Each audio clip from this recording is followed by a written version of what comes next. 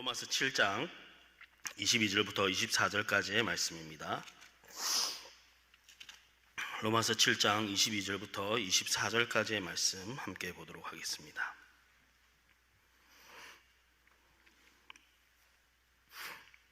우리 한 목소리로 같이 읽어보겠습니다. 22절부터 24절까지입니다. 시작. 내 속사람으로는 하나님의 법을 즐거워하되 내 지체 속에서 한 다른 법이 내 마음의 법과 싸워 내 지체 속에 있는 죄의 법으로 나를 사로잡는 것을 보는도다. 오라 나는 공고한 사람이로다. 이 사망의 몸에서 누가 나를 건져내랴. 아멘. 갑자기 기침이 많이 나와가지고 죄송합니다. 자, 저는 오늘 비참함이라는 제목으로 함께 말씀을 나누도록 하겠습니다. 사람들은 누구나 행복한 삶을 살기를 원하지요. 그래서 자신에게 행복을 가져다 줄 것이라고 생각하는 것들을 소유하고 또 그것을 계속 유지하면서 살기 위해서 수많은 노력을 하게 됩니다. 돈이나 권력이나 가족, 친구, 사랑, 안정 등 이 유무형의 그 어떤 것들만 있으면 행복해질 것이라고 생각을 하죠. 또 그런 것을 이미 소유했음에도 불구하고 행복하지 않는 이유가 그것이 부족하기 때문이라고 생각해서 더 많은 것들을 구하려고 소유하려고 그렇게 애를 씁니다. 우리나라가 이제 경제적으로 좀 여유로워지면서 사람들이 그런 것들을 더 많이 소유하게 되고 시선이 이제는 삶의 질로 옮겨지게 되었죠. 웰빙이라든지 워라밸이라든지 혹은 저녁에 있는 삶 등의 이야기들이 곳곳에서 나오고 또 인생의 가치와 또 삶의 질에 대한 수많은 강연들이 인기를 끌고 있습니다.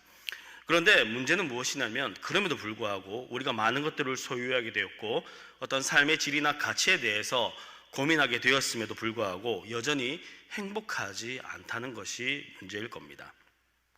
이것은 한국 사회만의 이야기는 아니에요. 세계 어느 나라든 그 나라가 잘 살든 못 살든 그 어떤 나라든지 상관없이 스스로 나는 행복한 사람이다라고 말하는 그런 사람을 찾아보기가 쉽지 않을 겁니다. 간혹 그렇게 말하는 사람들도 있을 수 있겠죠. 하지만 우리가 그 사람의 실제적인 삶의 모습이 어떻고 또 솔직한 생각이 어떤지를 알 수가 없기 때문에 그 말을 신뢰하기는 쉽지 않습니다. 왜냐하면 누군가의 말처럼 인생은 멀리서 보면 희극이지만 가까이서 보면 비극일 가능성이 크기 때문이지요. 왜냐하면 어떤 사람이든 어떤 가족이든 또 어떤 집단이든 각자가 가진 어떤 사연들이 있어요. 알지 못하고 말하지 못하는 또 그것 때문에 힘들어하고 괴로워하는 사람들이 있기 때문이지요. 또한 우리의 인생이라는 것은 그렇지 않습니까? 내가 뭔가를 특별히 잘못하지 않더라도 내가 잘못을 저지르지 않더라도 생각하지 못한 일들이 너무나 많이 일어나게 됩니다. 그 일로 인해서 고통당하고 또 고생하는 일들이 있기 때문이죠. 그래서 그런 인간의 상태를 소요리 문답 19문은 타락한 인생이 비참한 상태에 놓여져 있다라고 이렇게 우리에게 가르쳐 줍니다. 오늘 함께 나누게 될 내용이 이 19문의 내용입니다. 타락한 인생이 놓여져 있는 이 비참한 상태가 무엇인지를 함께 나누고자 합니다. 이 비참이라는 말의 국어사전적인 의미는요, 더할 수 없이 슬프고 끔찍한 것이라고 이렇게 이야기합니다. 그러니까 타락한 인생은 더할 수 없이 끔찍한 속에, 슬프고 끔찍함 속에 던져졌다는 거죠. 자, 이렇게 말하면 누군가가 이렇게 이야기할 겁니다. 인생을 너무 부정적으로 혹은 비관적으로 보는 관점이 아니냐라고 말하는 사람들이 있을 수도 있을 겁니다.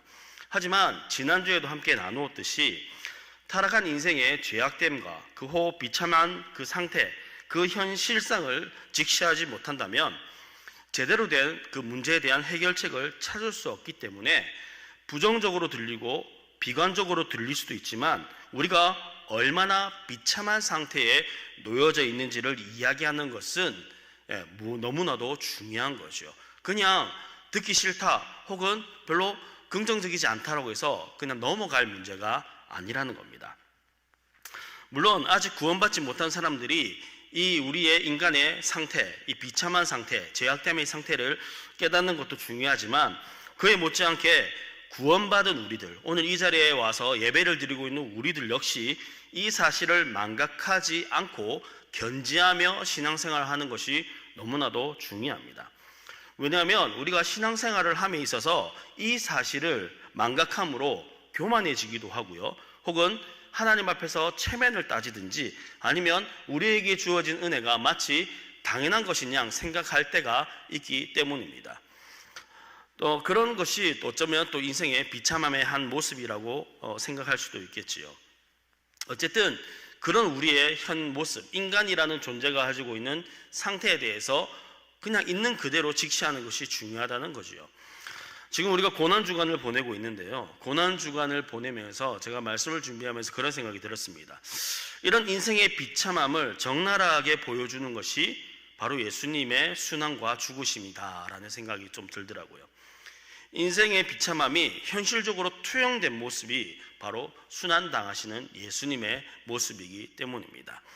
우리가 잘 알고 있는 말씀 중에 이사야 53장 4절 5절 말씀이 있죠. 우리 같이 한번 읽어보도록 하겠습니다. 시작. 그는 실로 우리의 질고를 지고 우리의 슬픔을 당하였거늘 우리는 생각하기를 그는 징벌을 받아 하나님께 맞으며 고난을 당한다 하였노라.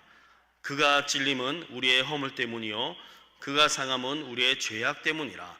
그가 징계를 받음으로 우리가 평화를 누리고 그가 채찍에 맞음으로 우리는 나음을 받았도다. 아멘. 예수님께서 우리가 당해야 할 조롱과 멸시와 수치와 고통 그리고 죽임을 대신 당하셨다라고 이렇게 이사야 선지자는 이야기하죠. 이 고난의 예수님을 통해서 인생의 비참함을 우리가 직면하게 되는 겁니다. 저 모습이 나의 모습인데 나를 대신해서 예수님이 당하셨다는 것이요. 그 은혜, 그것을 깨닫는 은혜가 우리 모두에게 있기를 소원합니다. 자, 그렇다면 우리가 좀 더 구체적으로 그 비참함의 상태가 무엇인지를 함께 좀 나누고자 합니다. 4가지인데요. 첫째는 모든 인류가 하나님의 진노와 저주의 아래에 놓이게 되었다는 겁니다. 모든 인류가 하나님의 진노와 저주 아래에 놓이게 되었다는 것. 에베소서 2장 3절 말씀입니다. 같이 한번 읽어보겠습니다. 시작. 전에는 우리도 다 그 가운데서 우리 육체의 욕심을 따라 지내며 육체와 마음에 원하는 것을 하여 다른 이들과 같이 본질상 진노의 자녀이었더니. 아멘. 2장 3절에서 뭐라고 말씀합니까? 우리는 본질상 진노의 자녀이었다라고 말하죠. 본질상 진노의 자녀라는 말의 의미가 무엇이냐면요, 진노를 받을 수밖에 없는 상태였다라는 말을 의미합니다. 그러니까 이런 거죠. 참 좋으신 하나님, 사랑 많으신 하나님이 아니라 정반대에 그분의 진노와 저주 아래 놓이게 된, 그리고 그렇게 비참하고 불쌍한 상태가 되었었다라는 겁니다. 그게 원래의 우리들의 모습이었다는 거죠. 저는 범죄한 후에 아담이 한 말을 기억하십니까? 창세기 3장 10절 말씀인데요, 같이 한번 읽어볼게요. 시작. 이르되 내가 동산에서 하나님의 소리를 듣고 내가 벗었으므로 두려워하여 숨었나이다. 하나님이 어떻게 변했어요? 한순간 두려움의 대상으로, 그죠? 피해야 할 대상으로, 하나님을 피해 숨어야 할 대상으로 하나님을 인식하게 된 겁니다. 왜냐하면 하나님께 벌을 받을까봐, 하나님의 진노 앞에 당할까봐 이렇게 상태가 바뀌어버렸다는 거죠. 여러분, 사람이 누군가에게 지속적으로 협박을 받는다거나 혹은 장기간 어떤 두려움이나 공포에 놓이게 되면 정신적으로 큰 어려움을 겪게 되고 그 사람의 삶이 굉장히 엉망이 되죠. 망가지게 되죠. 요즘 문제가 많이 되고 있지만 층간소음으로 인해서도 삶의 질이 현저하게 떨어지지 않습니까? 또 그것으로 인해서 안타까운 일들도 종종 일어나는 것을 보게 됩니다. 그 사람에 의해서 받게 되는 그런 어떤 불안함, 그런 스트레스도 여러 가지 문제를 발생시키는데, 하나님, 진노와 저주 아래에서 하나님을 두려워하고 무서워하며 살아간다는 것은요, 생각만 해도 끔찍한 일이죠. 그런데 인간이 그 상태에 놓여져 있다는 겁니다. 이게 얼마나 비참한 상태입니까? 그렇다는 거예요. 두 번째로 무엇이냐면, 두 번째로 비참한 상태가 의미하는 것은 인간이 이 인생을 사는 동안 이 비참함을 면할 수가 없는 상태가 되었다는 것입니다. 아담과 하와의 범죄함으로 그들은 에덴 동산에서 쫓겨났지요. 그죠? 그렇게 모든 것이 충만하고 만족스러웠던, 부족함이 없었던 에덴 동산에서 쫓겨나게 됩니다. 근데 거기서 끝이 아니지요.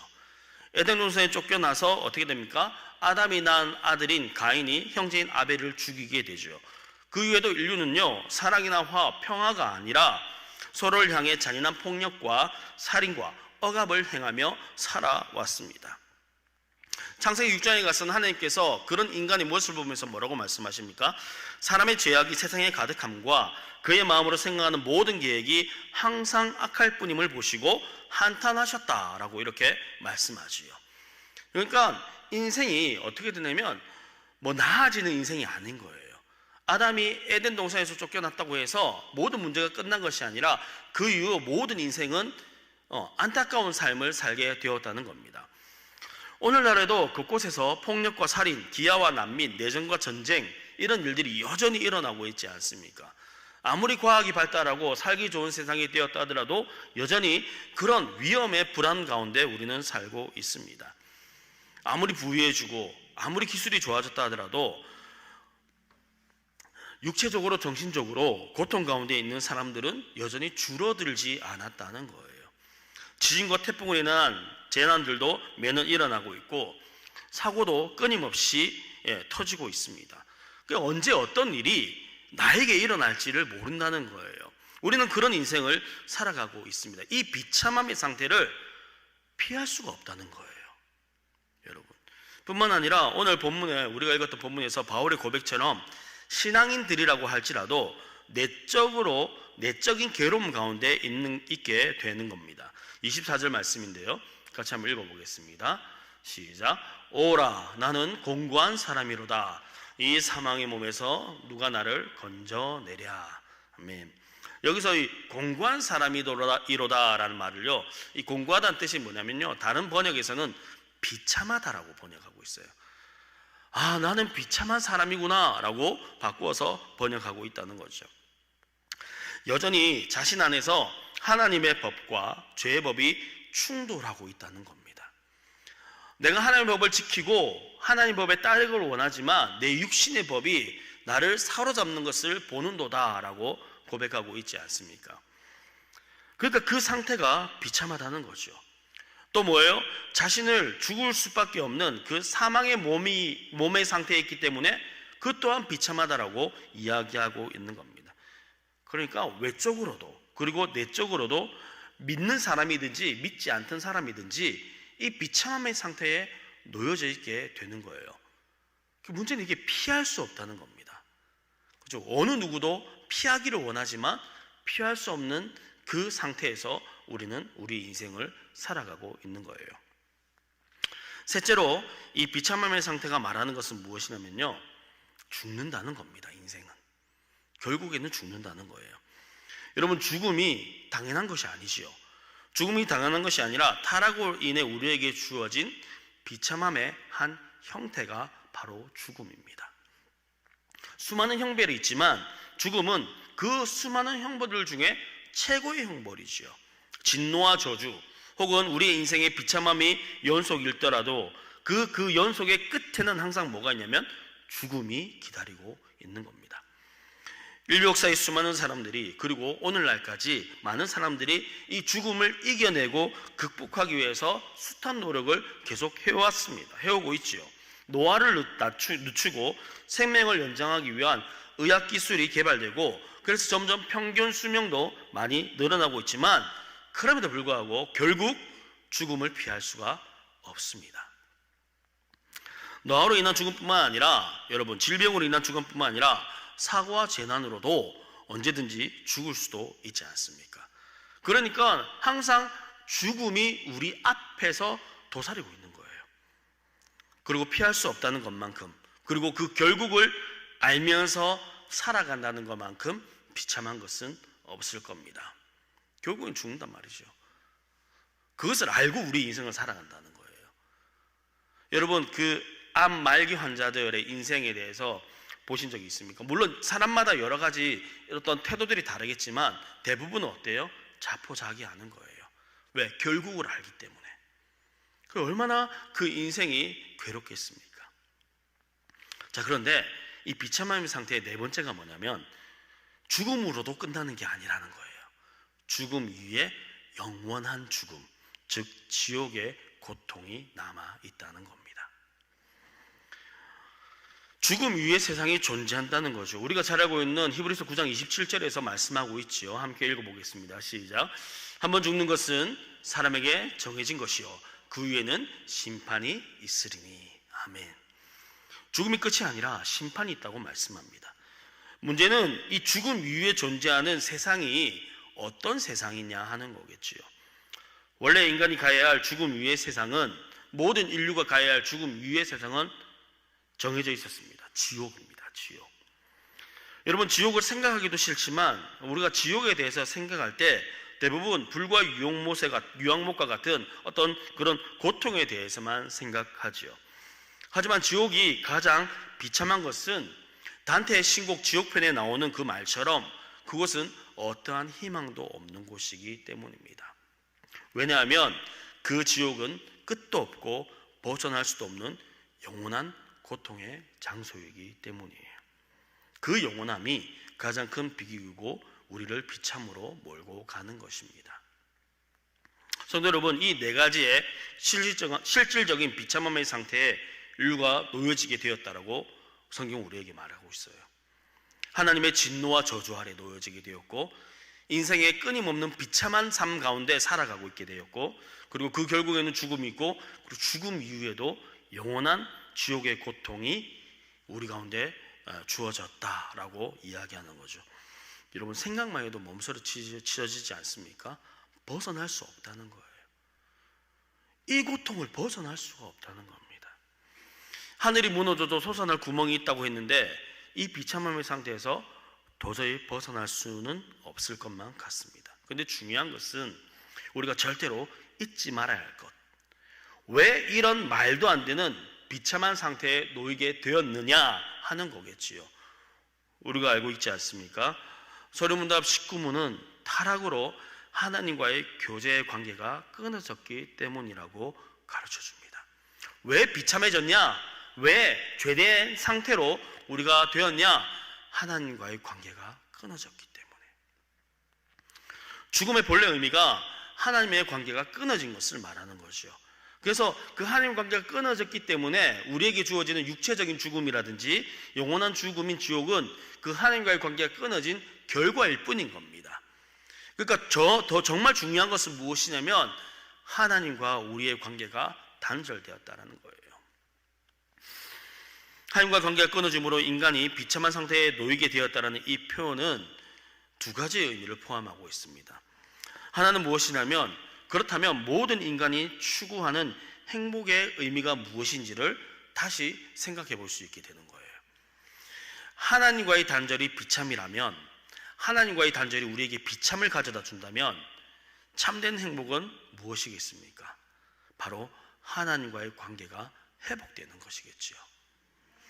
난 예수가 좋다오라는 찬양을 알죠. 난 예수가 좋다오. 그 찬양 3절 가사에 이런 가사가 나옵니다. 참된 행복을 찾거든 예수님을 만나보세요. 정말 좋은 고백 아닙니까? 이 가사의 고백처럼 인생의 참된 행복은 예수님을 통한 하나님과의 관계 회복에서 찾을 수 있는 거죠. 왜요? 비참함이 어디서부터 왔기 때문에? 단절에서부터 왔기 때문입니다. 그러니까 문제를 정확히 파악해야지 문제를 풀 수 있는 방법이 나오는 거예요. 왜 비참해졌는지를 알아야지 그럼 우리가 어떻게 행복해질 수 있는지가 답이 나오는 거지요. 그런데 생각보다 신앙생활을 하면서 우리는 하나님과의 관계보다 다른 것에 더 많은 신경을 쓸 때가 있습니다. 하나님과의 관계를 온전히 유지하고 더 하나님과의 관계가 친밀해지는 것보다 나의 행위와 열심 혹은 나의 복, 나의 체면과 위신에 더 많은 신경을 쓰는 거지요. 여러분, 세상에만 참된 행복이 없는 것이 아닙니다. 세상에서 참된 행복이 없어요 이렇게 말하잖아요. 근데 그것만이 아니에요. 나를 위한 그 어떤 신앙 행위에서도 참된 행복은 찾을 수가 없는 겁니다. 왜요? 그 참된 행복은 어디에 있기 때문에 하나님과 나의 관계가 온전해지고 더 친밀해지는 데서부터 우리는 참된 행복을 찾을 수 있기 때문입니다. 여러분, 그런 것들 있잖아요. 그 외 나머지 것들, 뭐 세상에서 우리가 누리고 사는 것들, 그리고 우리가 신앙생활하면서 하는, 제가 말씀드렸던 어떤 열심이나 뭐 어떤 하나님께 주시는 복, 뭐 이런 것들은요, 핵심이 아니고 부수적인 것들이죠. 부수적인 것들. 하나님과의 관계가 온전해지면 자연스럽게 따라오게 되는 것들입니다. 그런데 우리의 연약함은 그거죠. 중요한 것을 보지 않고 중요하지 않는 것에 우리가 관심을 가진다는 거예요. 그것이 우리에게 참된 행복을 줄 것이라고 확신을 가지며 살아가고 있다는 겁니다. 그러나 그렇지 않다는 것. 비참함의 이유가 하나님과의 단절이기 때문에, 행복은 하나님과의 관계가 온전해질 때 우리에게 주어지는 것이라는 것을 꼭 기억하시길 바랍니다. 또 다른 하나는 뭐냐면 이 비참함의 상태에 놓인 인간이 어떻게 그 비참함에서 벗어날 수 있는지 해결책을 우리에게 제시해 준다는 거예요. 하나님과의 관계가 끊어져서 비참함이 우리에게 주어지게 되었잖아요. 우리가 비참한 상태에 놓여지게 됐잖아요. 우리가 벗어날 수 없다고 말씀드렸지 않습니까? 자, 그런데 그 이유를 알기 때문에, 문제를 알기 때문에, 그러면 해결책이 무엇인지를 우리가 알 수 있다는 거예요. 하나님과의 관계 단절이 비참함의 이유라면, 하나님과의 관계가 회복된다면 비참함에 벗어날 수 있는 겁니다. 그러면 하나님과의 관계가, 끊어진 관계가 어떻게 회복될 수 있겠습니까? 예컨대 여러분 생각해 보세요. 두 사람이 싸웠어요. 두 사람이 싸워서 관계가 틀어졌단 말입니다. 그럼 그 두 사람의 관계를 어떻게 다시 회복시킬 수 있습니까? 그것은 이 양쪽을 아는 사람이 중간에서 중재해 주면 됩니다. 그렇죠? 화해를 시켜주면 되는 거예요. 그 중간에서 중재해 주는 그 역할을 해주면 관계가 회복될 수 있는 거예요. 하나님과 인간 사이에서 그 중재자, 즉 그 중보자가 필요하고, 그 중보자가 누구신 거예요? 예수님이신 겁니다. 완전한 하나님이시고 완전한 인간이신 그 예수님, 하나님 편에서 하나님을 온전히 만족시키시고 또 인간의 편에서 인간을 대신할 수 있는 그분이 바로 예수님이라는 거죠. 자, 그런데 여러분, 예수님은 단순히 중간에서 이 중재시키는 중재자라든지 화해시키는 화해자만의 역할을 하신 것이 아닙니다. 그분은요, 이 땅에 중보자로 오셔서 사실 모든 문제를 짊어지시고 담당하심으로 모든 책임을 지시는 중보자로 오신 거예요. 이 부분에 대해서 우리가 다음 주부터 나누게 될 겁니다. 이런 비참함의 상태에 놓인 인간을, 이 죄악된 상태에 놓인 인간을, 벗어날 수 없는 이 고통 가운데 있는 인간을 하나님께서 어떻게 구원하셨는가, 그것이 우리가 다음 주에 나누게 될 중보자 예수 그리스도에 대한 것이죠. 말씀을 정리하겠습니다.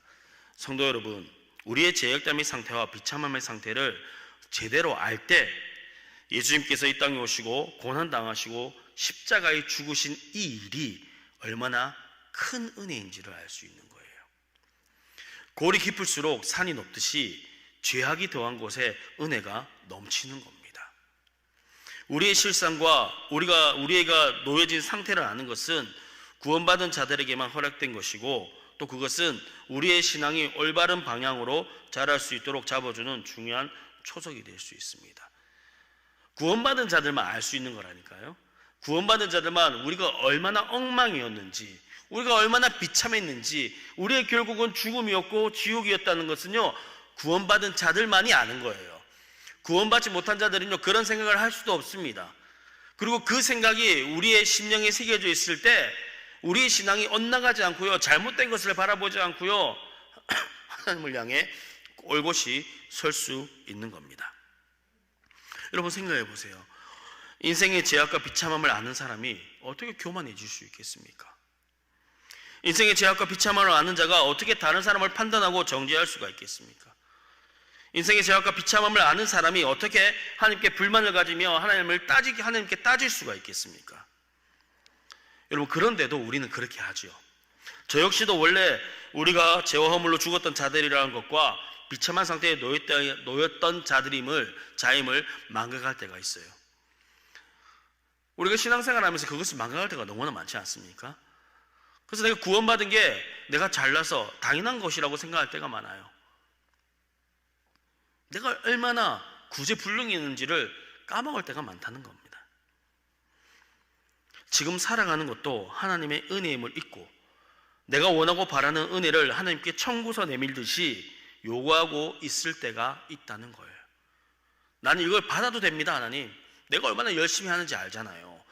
내가 얼마나 열심히 교회를 섬기고 내가 얼마나 하나님께 예배를 잘 드리고 내가 얼마나 기도를 많이 하는지 하나님 알잖아요. 저는 이것을 받을 자격이 됩니다라고 생각할 때가 가끔씩 있단 말입니다. 여러분 그렇지 않습니까? 저는 그래요. 그래서 시기하고 질투할 때도 있어요. 그런데 우리가 죄악된 상태에 놓여져 있고 비참한 상태에 놓여져 있던 자들이라는 걸 안다면, 그걸 망각하지 않는다면, 그저 내가 오늘도 예수님을 믿고 예배를 드릴 수 있다는 거, 기도할 수 있다는 거, 그리고 내가 살아간다는 것만으로도, 내가 구원받았다는 것만으로도 감사할 수 있지 않겠습니까? 오늘날 우리 신앙인들에게 필요한 거 이거 아니겠어요? 너무나 우리들이 잘났어요. 너무나 우리들이 뛰어납니다. 그래서 어떨 때는 하나님이 필요 없는 것 같은 삶을 살 때도 있습니다. 성도 여러분, 우리가 죄인인 것과 비참한 상태라는 것을 인정할 때 비로소 주님을 찾게 되는 거예요. 아, 주님 말고는 방법이 없구나. 그리고 끝까지 주님을 붙잡고 의지할 수 있게 되는 겁니다. 왜요? 주님 말고는 방법이 없으니까요. 고난 중간에 우리의 죄악과 비참함으로 인해 고난 당하시고 십자가에 못 박히신 예수 그리스도를 기억하시고 또 그분의 그 사랑, 그 희생을 묵상하시면서 우리에게 허락된 이 놀라운 구원의 은혜, 회복의 은혜로 크게 감사하고 기뻐하시는 저와 여러분 되기를 소원합니다. 우리의 옛 모습에 대해서, 우리가 원래 어떤 상태였는지에 대해서 잊지 않기를 간절히 바라요. 그리고 그 안에서 하나님을 향해 더욱더 나아가고 하나님의 은혜를 더욱더 사모하며 하나님 앞에 낮고 낮게 겸손한 마음으로 주님 앞에 설 수 있는 우리의 인생이 되기를 주님의 이름으로 축복합니다. 기도하겠습니다.